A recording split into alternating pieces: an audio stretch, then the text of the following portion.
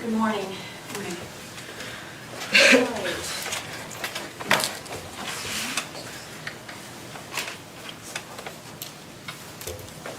You're here in case number 316-2024, ET-225, the estate of Harmony Montgomery. I'm Judge Kissinger. We're here in the Ninth Circuit Probate Division in Nashville.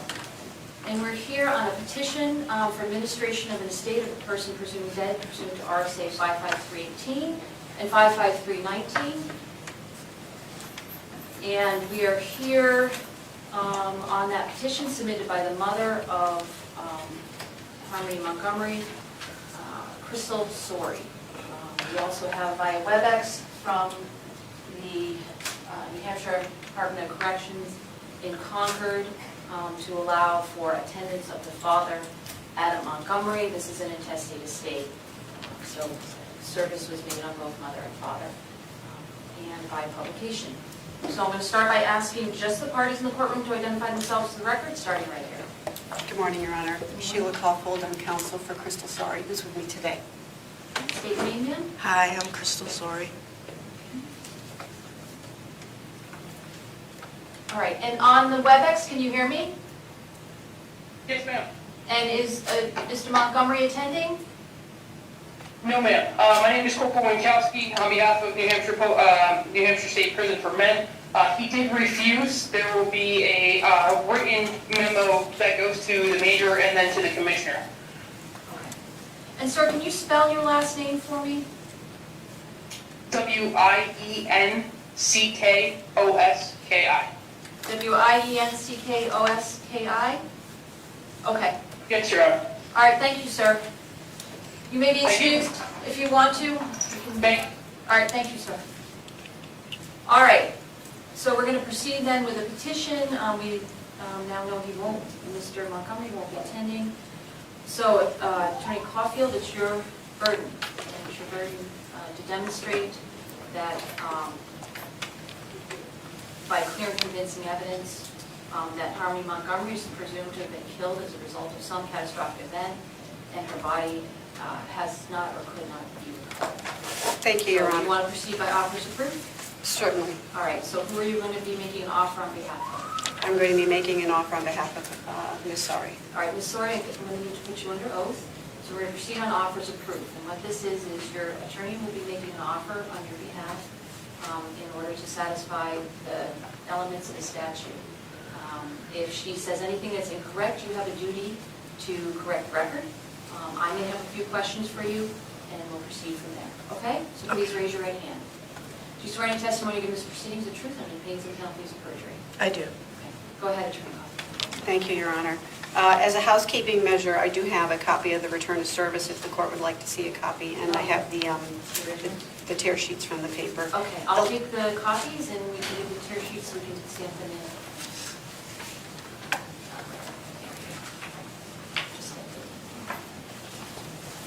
Okay, thank you, Attorney Caulfield, go ahead.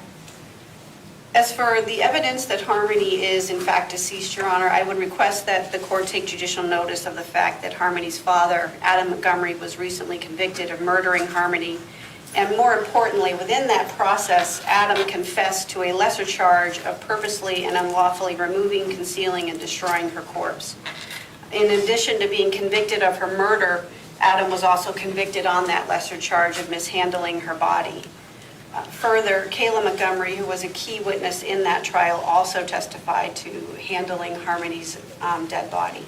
These acknowledgments by the two people who were last known to have physical custody and care of her should serve as sufficient evidence for the court to accept the presumption that she is in fact deceased. Further, no one has seen this child since December of 2019 when it is believed that Adam murdered her. That's over 3 years ago that she has not been seen by anyone. With respect to appointing Crystal the administrator, she is the child's mother and next of kin. She has priority under RSA 553-2 as her next of kin to administer her estate.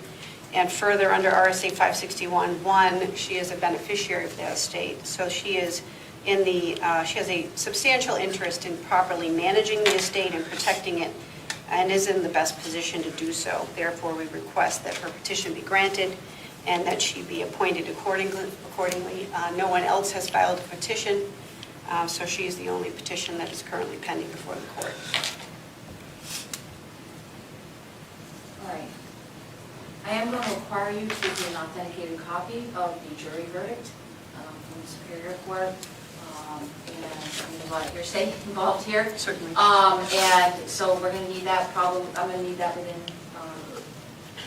say, 5 days.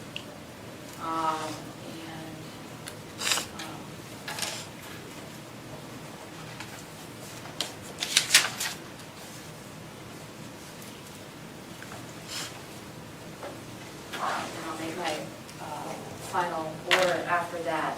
I do have some questions concerning moving forward. Again, the issue is whether you satisfy the burden under by clear and convincing evidence. The other piece of this petition for state administration is whether Crystal Sorey is the appropriate administrator. And that includes submission of a bond, that includes moving forward under Administrative Order 7 and Rule 101 of the probate rules, and we'll get into that in a moment. So with respect to the bond, you filed for an expedited hearing because the intent was to file wrongful death actions, is that right? That's my understanding, yes. I'm not handling that case, however, that is my understanding from the attorneys that are. Okay, and that's the attorney, and what's the name of the attorney? Attorney Russ Riley. And are those in Massachusetts and New Hampshire? What is the, I couldn't tell from your, I believe New Hampshire. in New Hampshire. Yes. And it's a wrongful death action, right? Yes. Or it's anticipated, I mean, that's, It will be, yes. all right. Okay. So, a couple things, Ms. Sorey. If I appoint you as administrator, you're going to have duties to the court, and I need to make sure that you're the appropriate person who can fulfill those duties. Yes. These include providing a bond. So has there been any offer, is there any indication of the amount that you expect to recover or hope to recover in your action, or you haven't gotten that far? I don't believe we've gotten that far. Oh, I don't, there's not a set amount yet, I don't believe. Russ hasn't spoken of one. okay, all right. So I'm considering then setting, this is not, I've worked on other cases involving wrongful death actions of this nature. The numbers can be all over the place. However, at least to start, I'm going to ask for a $10,000 corporate surety bond. Are you able to post that? You have to go to an insurance company, get the corporate surety bond? Okay, I can do that. All right, so before the administration will be effective, it's a $10,000 corporate surety bond. Okay. The other issue is because this state is essentially being opened to pursue a wrongful death action, I'm assuming Harmony had no assets. No. That because it's to pursue a wrongful death action, it would be subject to the requirements of Rule 101 of the probate court rules and rules Administrative Order 7. So I'm going to require status reports as to the status of the wrongful death action. The first one will be due in 6 months. Okay? And I'll Yes. put the dates that will be due in the final order. Okay. One last issue with respect to a wrongful death action. If it goes to trial and there's a verdict and a judgment, or if there's a settlement, you have duties to the estate, but also to the court. And under Circuit Court Rule 88, I review in every case, in every estate case, all attorney's fees. Okay. So there may be a settlement, for example, it's an ongoing issue in many cases. There may be a settlement in either Massachusetts or even if it's in Massachusetts or New Hampshire. The gross amount, meaning the total amount before payment of attorney's fees, needs to be deposited in the estate account. Then you report that to the court, and your attorneys submit their fee, their billing statements.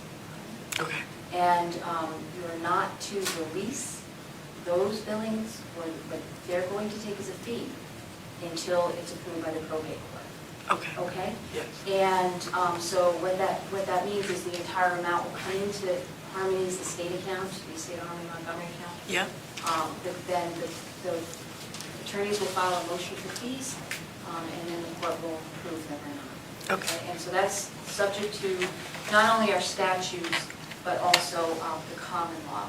And even if there's a contingency fee and the Superior Court signs off on the contingency fee, under not only our statutes, 55614, but also Cody versus Martell, 103 NH 110, the court needs to review those fees. And the Okay. expenses charged by attorneys. And that's just an additional duty if I were to appoint you as Harmony's administrator. Okay. So Attorney Caulfield, do you expect to be assisting with the estate administration through the final closure, or what is the I plan to be counsel through the closure of the estate, yes. Okay, all right.